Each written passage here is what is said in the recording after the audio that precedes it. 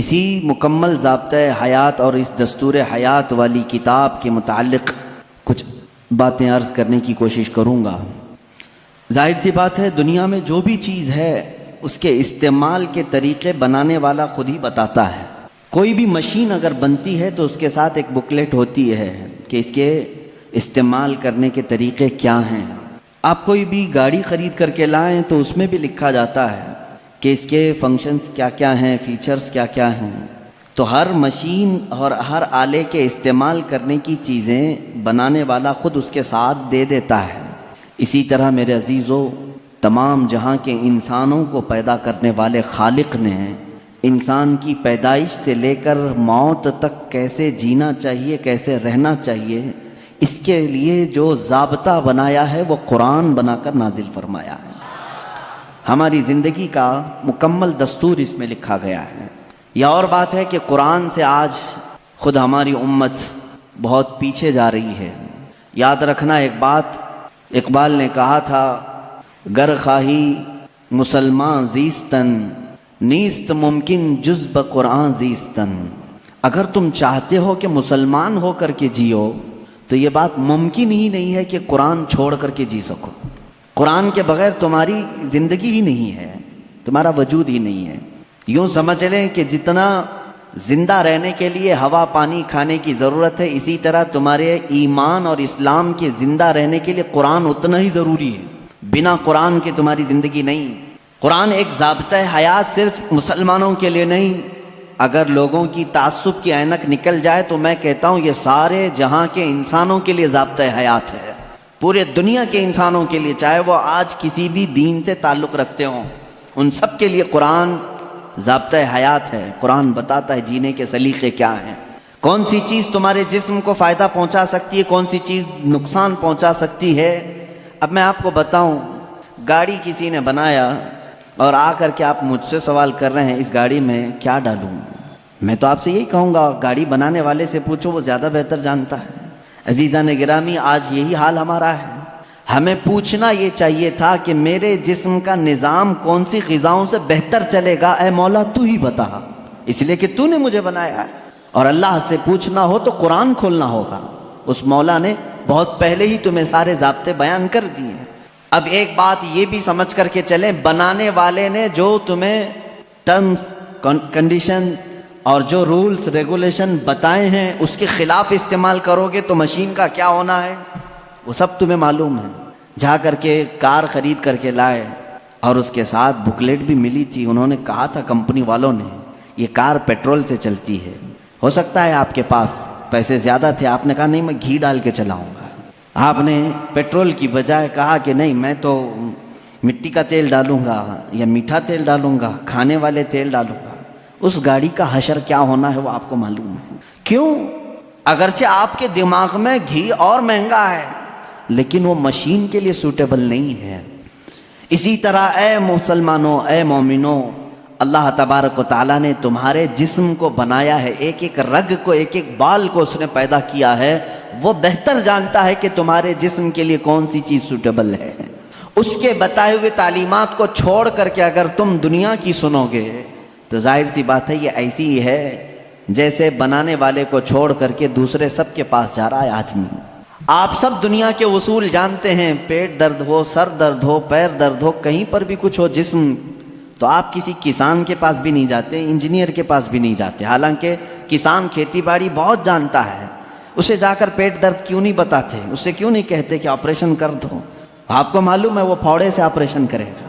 Engineer کے پاس آپ نہیں جاتے اپنے جسمانی بیماریوں کو دکھانے کے لیے، اس لیے کہ آپ کو معلوم ہے امراض جسمانی سے جس کا تعلق ہے وہ ڈاکٹر ہوتا ہے، اسی سے پوچھنا چاہیے کیونکہ وہ ہمارے جسم پر ریسرچ کر چکا ہے۔ عزیزان گرامی وقار، دنیا میں یہ فارمولہ تم عمل کرتے ہو تو پھر یہ بات یہاں کیوں نہیں تسلیم کرتے کہ پوری باڈی کو، ہمارے پورے شریر کو، پورے جسم کو جس نے بنایا ہے ہم اسی سے اپنے متعلق کیوں نہ پوچھیں، میری روح کس سے بڑھتی ہے، میرا جسم کس سے بڑھتا ہے، میرے دل کی دھڑکنیں کس سے قابو میں رہتی ہیں، مجھے کون سی چیز زبان کے اندر لینی ہے، کس چیز سے مجھے بچنی ہے۔ اسی لیے میرے عزیزو آج میں یہ کہنا چاہوں گا کہ جز بقرآن نیست ممکن زیستن، قرآن کو چھوڑ کر کے جینا بھی ممکن نہیں ہے، جینا بھی ممکن نہیں ہے ہمارے لیے، اس لیے کہ وہ خلاق کائنات نے پیدا کیا اور ساتھ میں تمہیں زندگی گزارنے کے اصول بھی بتا دی۔ میں قرآن کے سمندر میں جاؤں اگر اور آپ کو آج لے کر کے جاؤں تو شاید اس میں سے نکل بھی نہیں پائیں گے آپ۔ ایک ایسے سمندر کا نام ہے یہ جس میں جو جتنا غوطہ لگایا اتنی موتیاں لے کر کے آیا، اور اس کے عجائبات، اس کے اسرار، اس کے رموز کبھی ختم نہیں ہوں گے۔ میں جانتا ہوں اکثر میرے مجمع میں نوجوانوں کی کثرت ہوتی ہے اور تقریباً کالج کے بھی ہیں، پڑھے لکھے بھی ہیں۔ میں سب سے کہوں گا آج اپنا سارا علم سمیٹ کے بیٹھو، اور میں آج تم سے مخاطب ہوں، آپ سے مخاطب ہوں۔ میں سارے علوم پر آج انشاءاللہ ڈسکس کرنے کی کوشش کروں گا، سارے نہیں، جتنے میرے بساط کے مطابق ہیں۔ میں آج پہلے آپ کو یہ بتا دوں کہ قرآن اسلام کی روشنی میں ہمارے نظریے کے اعتبار سے پہلے اس کی تھوڑی سی تاریخ۔ قرآن جو ہے یہ لفظ عربی ہے، بار بار پڑھی جانے والی چیز کو قرآن کہا جاتا ہے، اور دنیا میں ایسی کوئی کتاب ہی نہیں جس کو سب سے زیادہ قرآن کے علاوہ پڑھا جاتا، کوئی کتاب نہیں۔ اتنی زیادہ کثرت سے جس کی تلاوت ہوتی ہے دنیا میں ایسی کوئی کتاب ہے ہی نہیں، کوئی کتاب نہیں۔ احادیث رسول بھی نہیں، کیونکہ وہ تلاوت نہیں ہوتے، قرآن کی تلاوت ہوتی ہے۔ کروڑوں مسلمان ہیں اور بغیر قرآن کی تلاوت کیے کسی کی نماز بھی ممکن نہیں، کسی کی نماز بھی نہیں ہے۔ آپ کی نماز قرآن کے بغیر ہوتی ہے؟ نہیں ہوتی۔ تو کثرت سے تلاوت کرنے والی چیز کو قرآن کہا جاتا ہے، اسی لیے اس مصحف کو یعنی اس کتاب کا نام قرآن رکھا گیا۔ حالانکہ قرآن پاک ہماری زبانوں میں مشہور ہے، اس کا ایک ہی نام نہیں ہے، اور 27 نام الگ ہیں۔ قرآن پاک کو عربی میں الگ الگ ناموں سے ذکر کیا گیا ہے، بلکہ خود قرآن میں ہی اس کے کئی نام آئے ہیں۔ قرآن میں اللہ تعالیٰ نے اس کو فرقان بھی فرمایا، اسی کو تنزیل بھی فرمایا، اسی کو کتاب بھی فرمایا، اسی کو نور بھی فرمایا، اسی کا ایک نام شفا بھی ہے، اسی کا ایک نام رحمت بھی ہے، اسی کا ایک نام البیان بھی ہے، اسی کا ایک نام احسن الحدیث ہے، اسی کا ایک نام البرہان ہے، اسی کا ایک نام المیزان ہے، اسی کا ایک نام الامانہ ہے، اور اسی کا نام قرآن پاک بھی ہے۔ یہ تمام نام قرآن پاک کے خود قرآن میں استعمال ہوئے ہیں، اللہ نے خود قرآن پاک میں فرمایا ہے۔ کثیر نام ہے اور ہر نام کی ایک الگ الگ وجہ ہے کہ کیوں اس کا نام یہ رکھا گیا۔ اب اندازہ کرو آپ کہ میں ایک ایک نام کی تشریح بیان کروں تو 27 دن تو اسی میں لگ جائیں گے کہ قرآن کے نام کیا کیا ہیں، ایک ایک نام قرآن کیوں کہا گیا۔ میں تو اس کی ایک مختصر وجہ بتایا نا، سب سے زیادہ پڑھی جانے والی چیز ہے، اس لیے اس کو کیا کہتے ہیں؟ قرآن۔ اسی طرح بیان، اللہ نے فرمایا ہر چیز کا اس میں بیان ہے، کچھ بھی نہیں چھوڑا گیا ہے، اس لیے اس کو بیان کہتے ہیں۔ تنزیل اس لیے کہ یہ اتارا گیا ہے، اس لیے اس کو تنزیل کہتے ہیں۔ احسن الحدیث ہے، سب سے اچھی بات کو کہتے ہیں عربی میں، اور قرآن سے اچھی بات کوئی ہے نہیں، اس لیے اس کا نام احسن الحدیث ہے۔ اس کا ایک نام شفا ہے، اس لیے کہ اس کی آیتیں مریضوں پر پڑھو تو شفا ملتی ہے۔ اس کا نام ہدا ہے، اس لیے کہ اس میں ہدایت کی آیتیں ہیں، بھٹکا ہوا بندہ اگر پڑھ لے تو سیدھے راستے پر آ جائے۔ اس کا نام رحمت ہے، اس لیے کہ غم میں اگر کبھی بندہ اس کو پڑھ لے، بلکہ حضور اکرم صلی اللہ علیہ وسلم نے فرمایا اپنی میتوں پر سورہ یاسین پڑھو، ان پر رحمت ہوتی ہے۔ تو قرآن کا نام رحمت بھی ہے، اسی لیے قرآن کے اسماء اور قرآن کے ناموں کی تفصیل اپنا ایک الگ ٹاپک ہے۔ لیکن میں آپ کو بتاؤں، جس قرآن کو ہم نے ترک کیا ہوا ہے آج، اے میرے عزیز بچوں، آج کی محفل کے بعد میں سب سے کہوں گا عہد کر کے اٹھنا کہ اے اللہ مجھے اس وقت تک موت نہ دے جب تک میرے سینے میں قرآن کا کوئی حصہ نہ آ جائے۔ اس لیے کہ رسول کریم صلی اللہ علیہ وسلم نے فرمایا جس مسلمان کے سینے میں قرآن کا کوئی حصہ نہیں، حضور پاک صلی اللہ تعالیٰ علیہ وسلم نے فرمایا وہ قبرستان کی طرح ویران ہے۔ جس گھر میں قرآن کی تلاوت نہیں ہوتی وہ گھر ویران ہے، خراب۔ حضور اکرم صلی اللہ علیہ وسلم نے فرمایا وہاں سے فرشتوں کی دوری ہوتی ہے، اور شیاطین اور سرکش جنات ان کے گھروں میں بسیرا کرنے لگتے ہیں جن گھروں میں قرآن کی تلاوت نہیں ہوتی۔ قرآن کا ایک حصے سے مراد چند آیتیں، چند سورتیں بھی اگر تمہیں یاد ہیں، انشاءاللہ العزیز آپ اس کی فضیلت کے ساتھ قیامت کے دن شفاعت کے مستحق بھی ہوں گے۔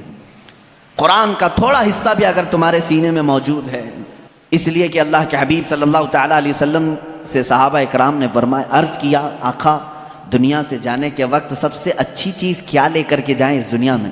حضور پاک صلی اللہ علیہ وسلم نے فرمایا رب تعالیٰ کے نزدیک وہ بندہ دنیا میں لانے والی چیزوں میں سب سے بہتر ہے جو قرآن اپنے ساتھ لایا ہو. قرآن اپنے ساتھ لایا ہو مطلب کیا ہے؟ قبر میں یہ لکھا ہوا قرآن رکھ دیا آپ نے اور یہ سوچا کہ ہماری میت قرآن لے کر جا رہی ہے. میاں قرآن یہ ورقی قرآن نہیں کہہ رہا ہوں میں، قرآن وہ نفس قرآن جو لوح محفوظ میں ہے اور تمہارے دلوں میں اترا ہوا ہے، اس قرآن کی بات کر رہا ہوں. وہ قرآن جس نے بھی اپنے سینے میں رکھا اور اللہ کی بارگاہ میں گیا، اس کی سفارش قرآن کی مردود نہیں ہوتی. رسول کریم صلی اللہ تعالیٰ علیہ وسلم فرماتے ہیں دو چیزیں تمہارے عمل میں سے، تمہارے عمل جتنے بھی ہیں دنیا میں، جیسے نماز، روزہ، حج، زکوٰۃ، خیرات، صدقات، یہ سب جو اعمال ہیں، ان سارے اعمال میں سے دو عمل ایسے ہیں حضور پاک صلی اللہ علیہ وسلم فرماتے ہیں وہ قیامت کے دن ان کو اللہ تعالیٰ شکل دے گا، انسانوں جیسی ایک شکل، اور وہ اپنے ساتھی کی سفارش کرنے کے لیے جھگڑا کریں گے. وہ آئیں گے سفارش کے لیے. پوچھا گیا وہ کون سی؟ کہا ایک روزہ رمضان، اللہ تعالیٰ اس کو شکل دے گا، اور دوسرا قرآن، اس کو بھی شکل دی جائے گی. حضور اکرم صلی اللہ تعالیٰ علیہ وسلم نے فرمایا جس کے حق میں یہ دونوں نے سفارش کر دی اس پر جنت واجب ہو گئی، اور جس کے خلاف آ کر کے یہ دونوں کھڑے ہو گئے، میرے آقا صلی اللہ علیہ وسلم فرماتے ہیں پھر اس پر دوزخ میں جانا لازم ہو جائے گا.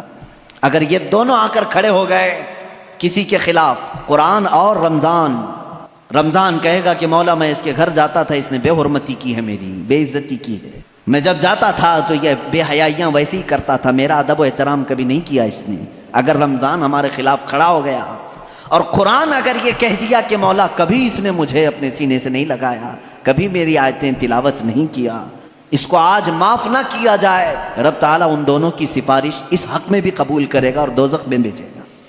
اللہ کے رسول صلی اللہ تعالیٰ علیہ وسلم جو سید المعصومین ہیں، بخشے ہوئے ہیں، وہ دعا یہ کرتے تھے اللہم اجعل القرآن حجتا لنا لا حجتا علینا. اے اللہ قرآن کو قیامت کے دن ہمارا سفارشی بنا، ہمارے خلاف مقدمہ کرنے والا نہ بنا.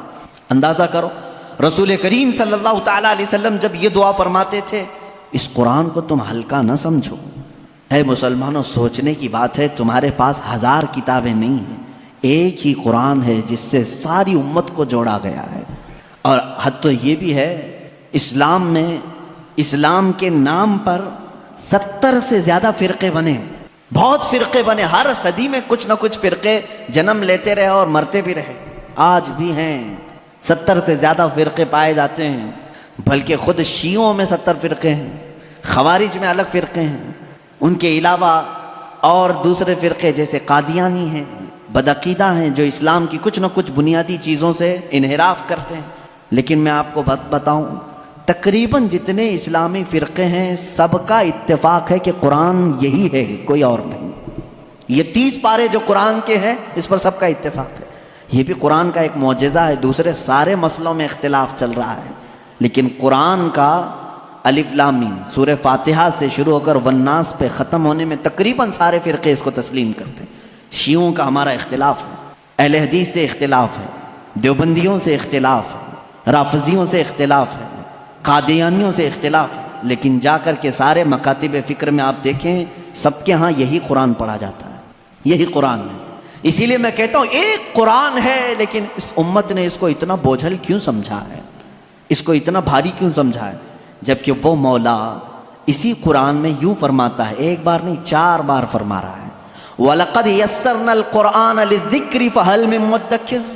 ہم نے قرآن کو یاد کرنے کے لیے آسان بنایا ہے، ہر کوئی یاد کرنے والا، اور وہ اتنا آسان ہے، اتنا آسان ہے. میں نے خود دیکھا ہے کہ وہ بچے جن کو ابھی سوجھ بوجھ بھی نہیں آتی، سمجھ بوجھ بھی نہیں آتی، وہ بھی جب قرآن یاد کرنے لگ جاتے ہیں تو ان کے سینوں میں قرآن اتر جاتا ہے. جب میں خود قرآن حفظ کرنے کے لیے نکلا تھا، ہماری عمر 11 سال کی تھی، بہت سارے معاملات سمجھ میں نہیں آتے تھے، لیکن ہم نے تیزی سے یاد کیا، اللہ کا فضل تھا. ہمارے ساتھ کچھ ایسے بھی تھے جن کو 2+2 کیا ہوتا ہے یہ بھی نہیں معلوم تھا، لیکن وہ 30 پارے کے حافظ تھے. دوسری چیزوں میں اگرچہ ذہن کند ہو، لیکن قرآن ایک معجزہ ہے جو یاد کرنے والے کے سینے میں اتر جاتا ہے. ہاں یہ اس کے ساتھ نہیں جاتا جو اس کو بھاری سمجھتا ہے، جو اس کو بوجھل سمجھ کر کے چھوڑا، اس کے ساتھ نہیں جاتا. اور جو اس سے محبت کیا اس کے سینے میں بہت آسانی سے اترتا ہے۔ میں نے تو محسوس کیا ہے، ہمارے ساتھ ایسا بھی ہوتا رہا ہے، استاد بیٹھے ہوئے ہیں سنتے رہتے تھے، ایک دن کا اتفاق ایسا ہوا کہ خبر یہ لگی کہ کل شاید استاد آنے والے نہیں ہیں، موج مستی کرتے ہیں سارے، کل کا تو سبق چھٹی ہے، کچھ یاد نہیں، کیونکہ پہلے ہی معلوم ہو گیا استاد نہیں آنے والے ہیں، اور صبح 8 بجے سے کلاس چلتی تھی، 9 بجے تک نہیں آئے تو پکا ہو گیا کہ آئیں گی، کلاس بند کر کے نکلنے ہی والے تھے کہ استاد سامنے نظر آ گئے۔ سب کو کہا بیٹھو، میری کوئی چھٹی نہیں ہے، میں تاخیر ہو گیا تھا، بس مؤخر ہو گیا تھا۔ اب سبق سنانے کے لیے جس کو بھی بلایا جائے، ظاہر سی بات ہے جو سختیاں ہوتی تھیں کہاں سے، رات کو یاد نہیں کیے، صبح یاد نہیں کیے، سامنے اچانک سننے کے لیے۔ ایسے عالم میں میرا خود کا تجربہ بھی ہے، کئی ہمارے ساتھیوں کا بھی تجربہ ہے، قرآن پر ہاتھ رکھا، دل سے کہا اللہ کا کلام ہے، اتر جا جلدی سے، بس اور کچھ نہیں۔ شاید 10 منٹ لگے ہوں، 15 منٹ لگے ہوں، قرآن کے 2 صفحے یاد ہو جاتے تھے۔ جتنی جلدی پانی ہضم نہیں ہوتا اس سے جلدی قرآن یاد ہوتا تھا۔ کر کے تو دیکھا ہوتا آپ نے، کر کے تو دیکھا ہوتا۔ شروع میں شیطان بہت ورغلاتا ہے، بہت بہکاتا ہے، یاد کرنے نہیں دیتا اور بھگاتا ہے، لیکن جو جم گیا تو پھر قرآن ہی اس کا مددگار بھی ہوتا ہے، قرآن اس کا مددگار ہوتا ہے۔ اب میں چند حدیثیں آپ کو بتاؤں کہ قرآن کہاں تک تمہاری دوستی نبھاتا ہے۔ پہلی بات، کچھ لوگ ڈر کر کے چھوڑے ہوئے، ہم تو پڑھ ہی نہیں پاتے تھے، اس پر بھی میں آج ایک حدیث پڑھا، حضرت عائشہ صدیقہ رضی اللہ تعالیٰ عنہا سے مروی ہے، فرماتی ہیں رسول کریم صلی اللہ تعالیٰ علیہ وسلم نے فرمایا الماہر فی القرآن، جو قرآن کا ماہر ہے، یعنی اچھی تجوید میں تلاوت کرتا ہے اور اس کے معنی بھی سمجھتا ہے، سب سمجھتا ہے، حضور اکرم صلی اللہ علیہ وسلم نے فرمایا قیامت کے دن وہ معزز محترم فرشتوں اور انبیاء کے ساتھ ہوگا۔ جو ماہر ہے قرآن میں، جو قرآن اچھے سے تلاوت کرتا ہے، یہاں تک تو بات ٹھیک ہے۔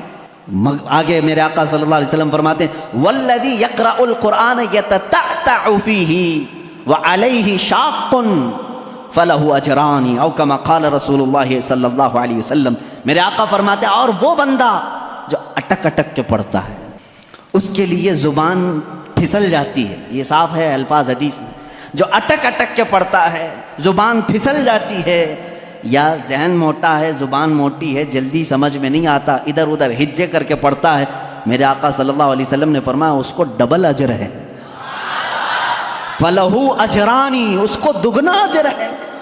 تو کیوں چھوڑ دیا تھا اس قرآن کو؟ یہی سوچ کر کہ پتہ نہیں کہاں غلطی ہو جائے، تم لگے رہتے ہیں، ایک دن وہ آ جاتا جب ہماری زبانوں کی لکنت کو بھی یہ صحیح کر دیتا۔ قرآن پاک علاج بھی ہے، شفا بھی ہے، دوا بھی ہے، رزق بھی ہے، رحمت بھی ہے۔ عزیزان گرامی، میرے آقا صلی اللہ تعالیٰ علیہ وسلم نے فرمایا، احادیث کے چند جملے میں آپ کے سامنے رکھ دوں۔ رسول پاک صلی اللہ تعالیٰ علیہ وسلم فرماتے ہیں کہ جو قرآن گھر میں تلاوت کرتا ہے اس کے لیے ایک فرشتہ ہے جس کا نام سکینہ ہے۔ حضرت اسید بن حضیر رضی اللہ تعالیٰ عنہ ایک صحابی ہیں، وہ رات میں تلاوت کر رہے تھے، اچانک بادل کا ایک ٹکڑا نیچے آ گیا۔ بادل کا ٹکڑا کبھی نیچے آپ نے دیکھا نہیں ہوگا، اس میں کیا ہوتا ہے معلوم ہے؟ جیسے فریج کھولنے کے بعد بہت تیز شبنم جیسی ٹھنڈک رہتی ہے، اس طرح بادلوں کو کچھ جمی ہوئے پانی اور برف جیسی چیزیں گھیری ہوئی رہتی ہے، ایک ٹکڑا ان کے اوپر آ گیا۔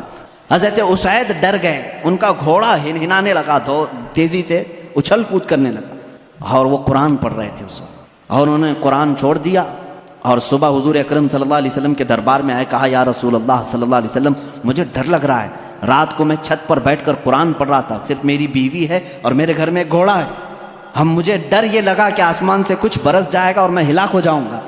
بادل کا ٹکڑا یہاں تک آ گیا تھا، سر تک آ گیا تھا، اور میرا گھوڑا بھی دیکھ کر کے ہنہنانے لگا، اچھل کود کرنے لگا، یہ کیا معاملہ ہے؟ اللہ کے حبیب صلی اللہ تعالیٰ علیہ وسلم نے فرمایا، مسکرایا، کہا اسید تلاوت چھوڑ کیوں دیا؟ اور پڑھتے رہتے ہیں، اس لیے کہ وہ فرشتہ ہے جسے قرآن سننے کا بہت شوق ہے، جب بھی کوئی قرآن تلاوت کرتا ہے تو آسمانوں سے اتر آتا ہے، یہاں تک کہ میرے آقا صلی اللہ علیہ وسلم نے فرمایا فجر کی نماز میں آؤ، اپنے منہ صاف کر کے آؤ، اپنے منہ کی بدبو نکال کر کے آؤ۔ پوچھا کیوں؟ فرماتے ہیں میرے آقا صلی اللہ علیہ وسلم جب تم نمازوں میں قرآن کی تلاوت کرتے ہو کچھ ایسے فرشتے ہیں وہ اپنا منہ تمہارے منہ سے لگا دیتے ہیں، تو منہ کی بدبو نہ ہو، فرشتوں کو تکلیف نہ ہو، اس لیے کہ وہ قرآن سننے کے شوقین ہیں. جب تم تلاوت کرتے ہو تو وہ اتر جاتے ہیں اور تمہارے منہ سے اپنا منہ لگا لیتے ہیں. قرآن کی یہ برکت ہے میرے عزیزو، دوسری کتابوں کے لیے کہیں ایسی فضیلت نہیں ملتی. یہ تو میں دائرہ اسلام میں موجود میرے آقا صلی اللہ تعالیٰ علیہ وسلم کی بتائی ہوئی حدیثیں آپ کو پہلے بتا رہا ہوں. میں پھر دنیاوی معاملات میں بھی آؤں گا کہ قرآن کہاں کہاں ہماری رہنمائی کرتا ہے. پہلے تو ہم اپنے دائرے میں دیکھیں. ہم چھوڑے ہوئے ہیں نا اس کو. اقبال نے کہا تھا وہ زمانے میں معزز تھے مسلمان ہو کر، آج تم خار ہوئے ہو تاریک قرآن ہو کر.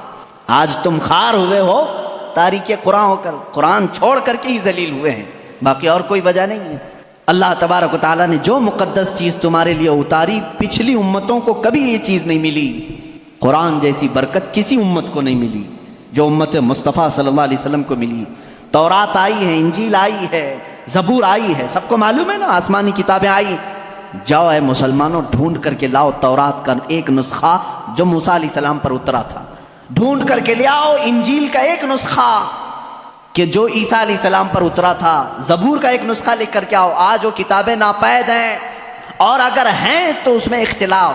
خود عیسائیوں کے ہاں 4 قسم کی انجیلیں پائی جاتی ہیں، یہودیوں کے ہاں تورات اولڈ ٹیسٹمنٹ میں، یونان والوں کا الگ، فلاں جگہ کے الگ، جرمنی کے الگ، UK کے الگ، امریکہ کے الگ. جا کر کے دیکھو گے تو ان کے نسخوں میں الگ الگ تبدیلیاں ہیں. زبور نام کی جو کتاب تھی داؤد علیہ السلام پر، وہ کہاں ہے؟ اس کی کتنی آیتیں غائب، کسی کو نہیں پتا. لیکن دنیا میں اگر خالد ہمیشہ رہنے والی کوئی کتاب ہے تو قرآن مقدس ہے. تم جاؤ امریکہ میں بھی تمہیں یہی قرآن ملے گا جو سورہ فاتحہ سے شروع ہو رہا ہے. عرب میں جاؤ یہی قرآن ملے گا جو والناس پہ ختم ہو رہا ہو. ہندوستان میں آؤ یہی قرآن ملے گا جس کے درمیان میں سورہ کہف ہے. کہیں پر بھی جاؤ قرآن اسی طرح سے آج موجود ہے. تمہیں ڈرنے کی ضرورت ہے مسلمانوں. قرآن کہیں ضائع نہیں ہوگا، کہیں ضائع نہیں ہوگا. آج کچھ لوگ یہ سوچتے ہیں کہ قرآن کو ہم مٹا دیں گے، خاک مٹا دیں گے، خاک مٹا دیں گے. تم جیسے بہت آئے، تمہارے سے بڑے بڑے بلکہ سڑے سڑے بھی آئے، قرآن کا کچھ نہیں کر سکے. اس لیے کہ اس کے حفاظت کی ذمہ داری خود اللہ نے لی ہے. قرآن میں خود فرماتا ہے انا نحن نزلنا الذکر وانا لہ لحافظون. ہم نے ہی قرآن کو اتارا ہے اور ہم ہی اس کی حفاظت کرنے والے ہیں. اب اللہ کے ذمے میں ہے، اسی لیے قرآن کی حفاظت کا ذمہ امت کو نہیں دیا گیا. ورنہ یہی حال ہوتا جیسے پہلے کی امتوں نے کیا. عیسائی علماء کیا کرتے تھے؟ امیروں کے لیے الگ آیتیں بتاتے تھے، غریبوں کو الگ آیتیں بتاتے تھے، پیسہ لیتے تھے، آیتیں بدل دیتے تھے. اگر امت کے حوالے یہ قرآن بھی چھوڑ دیا جاتا تو دنیا دار زر خرید مولوی وہ قرآن کو بھی بیچ دیتے ہیں، حکومت کو راضی کرنے کے لیے آیتیں بدل دیتے ہیں. لیکن اللہ نے امت کے حوالے نہیں رکھا، خود اپنے حفظ و امان میں رکھا ہے. قرآن کو کوئی بدل نہیں سکتا. لا تبدیل لکلمات اللہ. رب تعالیٰ خود فرما رہا ہے اللہ کے ایک کلمے میں بھی تبدیلی نہیں. خوف کس بات کا تمہیں؟ اس کی قرآن کی اتنی حفاظت کی گئی ہے کہ اس کے سارے الفاظ گن کے رکھ لیے گئے ہیں. ایک لفظ بھی اگر کم ہو گیا تو پتہ چل جائے گا یہ قرآن نہیں ہے. الفاظ تو دور کی بات ہے میرے عزیزو، اس کی صورتیں محفوظ ہیں. 114 صورتیں ہیں، اس میں ایک کم بھی نہیں ہوگی، زیادہ بھی نہیں ہوگی. ہم یہ سب محفوظ ہیں. جو عالم ہوگا، جو حافظ ہوگا، کروڑوں کی تعداد میں علماء بھی ہیں، وہ سب کو معلوم ہے. یعنی قرآن کی یہ باتیں جاننے والے علماء کی بات کر رہا ہوں. سب کو معلوم ہے کہ قرآن میں 114 صورتیں ہیں، 540 رکوع ہیں. اتنا ہی نہیں بلکہ اس کے جو ہے حرف بھی گن لیے گئے، آیتیں بھی گن لی گئی ہیں. 6666 آیتیں ہیں، حروف بھی گنے گئے ہیں، زبر بھی گنے گئے ہیں، زیر بھی گنے گئے ہیں، بلکہ اس کے نقطے بھی گن کے رکھے گئے ہیں. کہیں ایک نقطہ بھی کم نہیں کر سکو گے. اس قرآن کی اتنی جو حفاظت ہے. آج میں آپ کو بتاؤں، کبھی کسی نان مسلم کے پاس جاؤ اور اگر وہ تم سے یہ سوال کرے تو مسلمان ہے، اسلام ہی سچا دھرم ہے، کیا تمہارے پاس پروف ہے اس چیز کا؟ تم کیا کہو گے؟ حضور صلی اللہ تعالیٰ علیہ وسلم کے معجزے سناؤ؟ انکار کرے گا. میرے آقا صلی اللہ تعالیٰ علیہ وسلم نے چاند کے 2 ٹکڑے فرمائے، سورج کو پلٹا دیا، بہت سارے معجزے ہیں. وہ کہے گا میں نہیں مانتا ان چیزوں. وہ اس زمانے میں تھے، میں کہاں دیکھا ہوں. اگر تم اس کے سامنے اسلام کی عظیم فتوحات کو دکھاؤ گے، وہ کہے گا میں نہیں مانتا، یہ سب کہانیاں ہوں گی، ہمارے بھی بھگوانوں کے ذکر اس طرح سے کیے گئے ہیں. اسی طرح کی باتیں ہمارے پاس بھی موجود ہیں. ہر کوئی کہے گا. تمہارے پاس اگر اپنے حق ہونے کی کوئی علامت آج بھی موجود ہے تو صرف قرآن پاک ہے. اسے کہو میرے سچے مذہب پر اور اچھے مذہب پر قائم ہونے کی سب سے بڑی دلیل، سب سے بڑا پروف قرآن ہے. لا کر کے دکھاؤ اس طرح کی کوئی دوسری کتاب کسی کے پاس ہو. کم سے کم 1400 سال سے جو محفوظ چلی آ رہی ہے دنیا میں، کسی لیبارٹری میں بھی، کسی لائبریری میں بھی اتنی پرانی کوئی کتاب آج محفوظ موجود ہے ہی نہیں. یہ میری بات نہیں، ساری دنیا کا جو دوسرے ریلیجن سے تعلق رکھتے ہیں ان کا بھی یہی قول ہے کہ قرآن سے زیادہ محفوظ اس دنیا میں اب کوئی چیز نہیں رہ گئی. اس کی حفاظت کو اللہ نے اس طرح سے ترتیب دے کر فرمایا ہے کہ مسلمان اپنے بچوں کو حافظ قرآن بناتے ہیں اور اس کی حفاظت میں لگے ہوئے ہیں.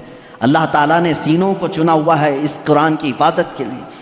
خیر میرے عزیزوں، احادیث کریمہ میں یہ ہے، حضور اکرم صلی اللہ تعالیٰ علیہ وسلم فرماتے ہیں قیامت کے دن ایک بندہ آئے گا جو قرآن تلاوت کرتا تھا، اس کے حساب کی باری آئے گی تو رب تعالیٰ اس سے فرمائے گا اقرأ القرآن وارتقی ورتل.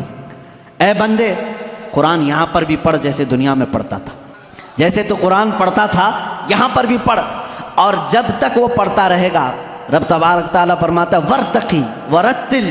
ایک آیت پڑھ ایک درجہ اوپر، دوسری آیت پڑھ دوسرا درجہ اوپر، تیسری آیت پڑھ تیسرا درجہ اوپر. جنت میں وہ درجے طے کرتا جاتا رہے گا، جہاں جا کر کے وہ قرآن کی تلاوت ختم کرے گا کہا جائے گا یہی تیرا درجہ ہے.